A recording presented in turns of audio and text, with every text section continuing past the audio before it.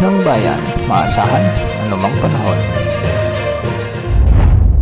Magandang araw po sa ating lahat. Narito na ang pinakahuling update sa magiging lagay ng ating panahon ngayon at sa susunod na 24 oras. Patuloy pa rin nating minomonitor si Bagyong Goryo habang ito ay patuloy na kumikilos ng pakanluran. Samantala, ngayong araw ay makakaranas pa rin ng bagyang maulap hanggang sa maulap na kalangitan na may mga kalat-kalat na pugulan at thunderstorms sa malaking bahagi ng Negros Island Region, Western Visayas, kasama na ang Zambales, Bataan, Cavite, Batangas, Occidental Mindoro, sa may Romblon at Palawan. Dulot pa rin ito ng umiiral na mahinang habagat o southwest monsoon, kaya posible pa rin ang banta ng mga biglaang pagbaha o pagguho ng lupa, lalo na kung may mga umiiral na severe thunderstorms. Para naman sa nalalabing bahagi ng ating bansa, kung mapapansin natin ay walang masyadong mga kaulapan na nagdadala ng mga pag-ulan maliban na lamang sa mga umiiral na localized thunderstorms, kaya hindi rin inaalis ang banta ng mga biglaang pagbaha o pagguho ng lupa, lalo na kung may mga umiiral ding severe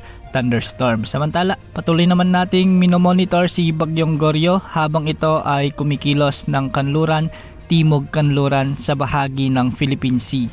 Huli itong namataan ng Pag-asa sa layong 1,060 kilometers silangan ng extreme northern Luzon. Taglay nito ngayon ang lakas ng hangin na umaabot sa 110 kilometers per hour malapit sa gitna at pagbugsong umaabot naman sa 135 kilometers per hour. Sa ngayon ay kumikilos ito ng kanluran, timog kanluran sa bilis na 20 kilometers per hour. Kung mapapansin natin, ang kaulapan nito ay medyo lumalawak dahil ito ay may taglay na 300 kilometers na kaulapan o diametro mula sa gitna. Wala namang nakataas na tropical cyclone with signal sa anumang bahagi ng ating bansa at hindi naman ito inaasahang magdadala ng epekto sa kalagayan ng panahon sa susunod na 3 araw ayon ito sa forecast ng Pag-asa.